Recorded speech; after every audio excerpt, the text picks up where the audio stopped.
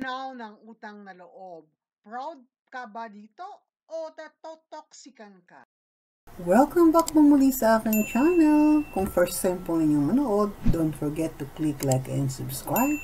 Hello everyone, this is Ma'am Owen. Babalik po tayo. Is it true toxic Filipino culture when children of a Filipino family ay tumalaw ng utang na loob sa kanilang magulang? Tayo po, Filipino families are known for strong family ties, and this aspect is very important to us because we prioritize maintaining close relationships in our families and in our extended families and relatives as well. Responsibilidad ng parents na palakihin, pag-aralin, bigyan ng magandang kinabukasan ang mga anak, at pagsumikapan, bigyan sila ng kanilang bagwis o pakpak, let them fly independently. And ang lahat ng magulang, karamihan, ganito ang intention para sa kanilang mga anak. Pero bakit nga ba pinagtatalunan? Una kasi, ang mga gumawa ng kabutihan, magulang man o hindi, ay ang pagkakamali, pag gumawa ka ng kabutihan, huwag kang maghintay ng kapalit para hindi ka ma-disappoint, which is very true. Sa mga gumagawa ng kabutihan, naghihintay ng kapalit, talagang masakit ito. Kung naghihintay ka na mapalitan ang ginawa mong kabutihan.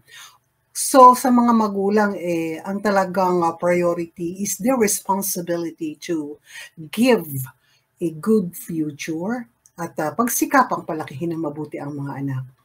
At sa pangalawang pagkakamali naman sa mga gumagawa ng mga kabutihan, hindi sila humahanap ng kapalit. These good people who just give, share, ang nagkakamali naman yung tumatanggap ng kabutihan.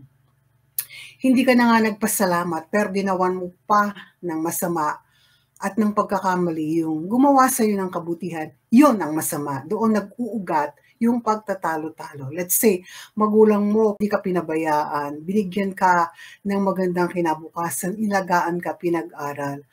Ang pagmamahal ng magulang sa anak walang kapantay, and it is act of love na lamang para sa mga anak.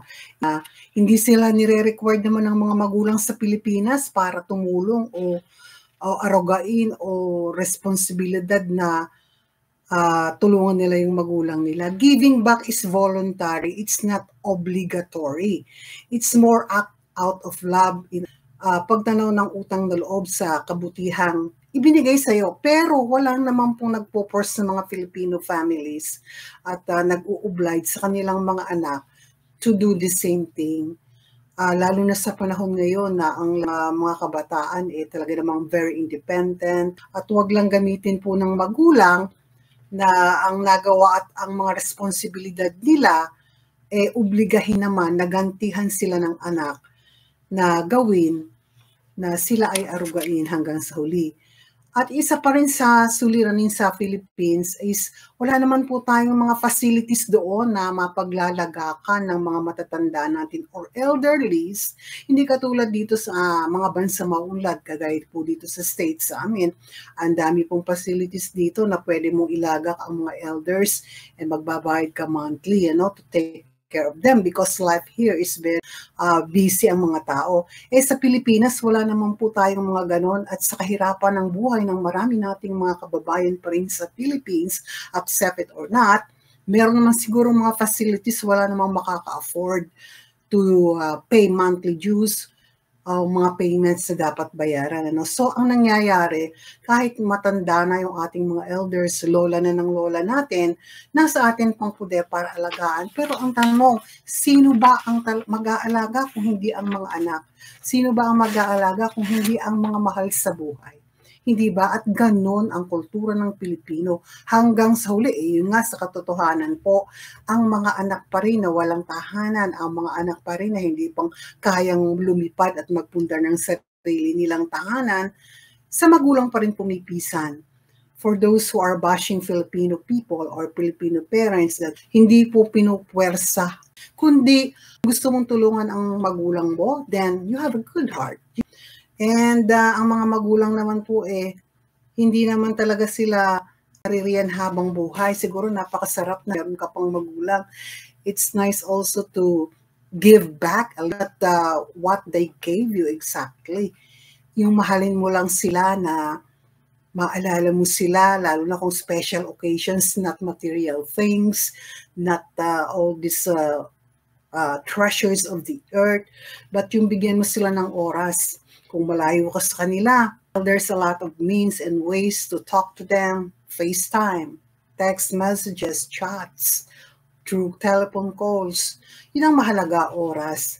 And of course, kung ang mga magulang nagkaroon ng karamdaman in the Philippines, mahirap ang kalagayan, wala silang mga insurance, health benefits, unlike here, pag 65 years old ka na, meron talagang insurance automatic ang mga matatanda. There in the Philippines, no. Kapag nag-asawa yung mga anak na kumuha ng insurance while they are single, wala na. Hindi na maaasikaso ang kanilang mga magulang. So, sa tanong nga ba at pinagtatalunan na toxic nga ba ang Filipino culture na tumanaw ng utang na loob sa mga magulang? It's not. More so for siguro nung mga panahon talaga ng mga kalumaan 50 years ago, ang mga naging tradisyon noon at kultura ng Pilipinas, okay, pinag-aral si panganay, ikaw na panganay ay sasabihan ng magulang na tulungan mo kami, pag-aralin mo ang susunod, so forth and so on.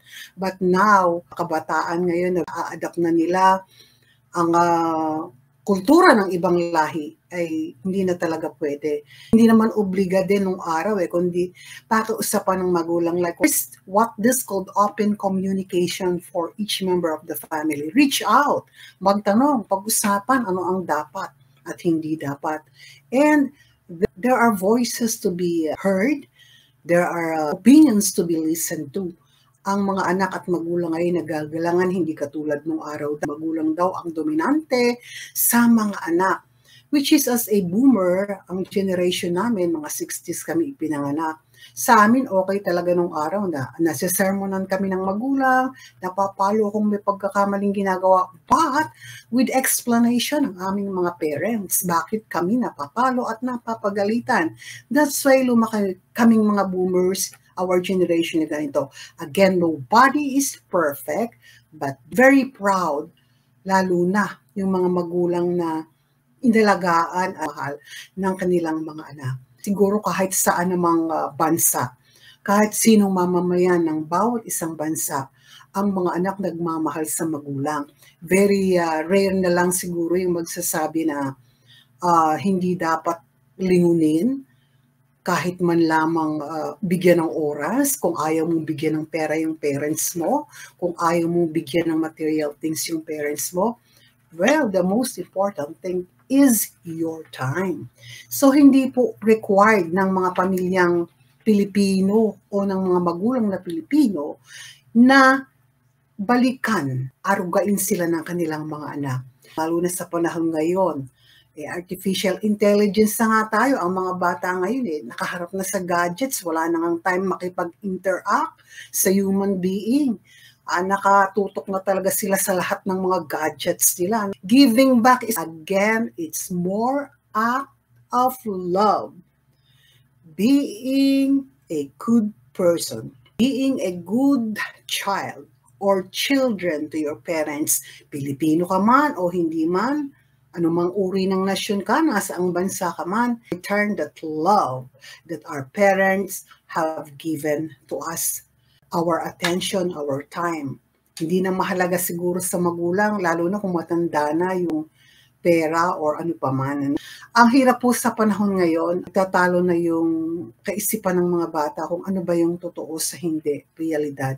Sa dami ng napapanood, sa dami ng samut-saring mga opinions and points of views and more of loving themselves. Imagine, before, there is only one parent who can work, yung father, para mapag-aral, mapakain ng mga anak. Because we don't have vices. Yes, fast-paced, evolution, changes. Ngayon, lahat ng gadgets, nagtatrabaho yung nanay, tatay, para lang sa mga luho ng mga anak. Yeah, para maka-level up dun sa mga classmates nila. They need to buy them these gadgets and everything. At bawal mong kantiin ang mga bata ngayon. Mapagsalitaan mo lang, may tendency ng mag-suicide and mag-revenge at mag-sumbong sa mga DSWD ng kanilang rights and very westernized. Ang problema ng tao ngayon is that lahat entitled, lahat privilege. Maliliit na bata ngayon, hindi mo mabawalan. Pagmulat ng mata, cellphone agad, gadgets agad. Please stop calling Filipinos toxic because of they love their parents. Kung madalang man sa ibang bansa ang mga taong nagmamahal sa kanilang magulang, we are very proud Filipinos. Saan mang panig kami ng mundo, kaya kami nagtatrabaho dito sa abroad, ganun pa rin kami. We are helping our family. We are extending our blessings, sharing our blessings to all the people who need. Lahat ng kumatok, basta kayang sagutin, go. And nakakalungkot ang mga kabataang nandiyan sa Pilipinas. Sabi nga ng mga nanay, sana magkaroon ng batas na itong mga batang bastos sa magulang. If they don't respect the culture, the values of Filipinos, if they are still in the Philippines, sana umalis daw sila sa Philippines. At panawagan nga ng mga magulang, mga nanay na nandiyan pa, na mga kaidaran namin ay ibalik sana ang GMRC subjects sa mga paaralan, good manners and right conduct. Bilang mga magulang naman, yung iba kasi, kaya po pinagtatalunan, isinusumbat daw ng magulang ang nagawa sa kanilang mga anak. Noong araw talagang no say tayo pag sinabi ng magulang natin kasi naiisip natin tama naman. Pero we don't know now why do this young generation wouldn't accept opinions of their elders. Kaya anong nangyayari ngayon, pati ang mga bagay na hindi dapat pagtalunan ay napagtatalunan. So, clearly with what we are saying today, excuse me po sa mga tumatawag na toxic culture nating mga Pilipino na nakakalungkot. Ang mga kabataan ngayon sa Pilipinas pa ang nagsasabi na toxic ito. No, it is our act, a voluntary act and deeds of kindness to give back to our parents. Wala na akong magulang. Namatay ang tatay ko and he was 88. My mom died when she was only 58, 30 years ago. And ang nakakaiyak, yung umuwi kami, nadadalaw lang kami doon sa kanilang puntod. And habang may magulang tayo, mahalin natin ang ating mga magulang. Nag-iisa lang sila. Ang mga magulang, lalo sa panahon ngayon, ay hindi nang uubliga at lalong hindi namumuwersa na mahalin sila ng kanilang mga anak.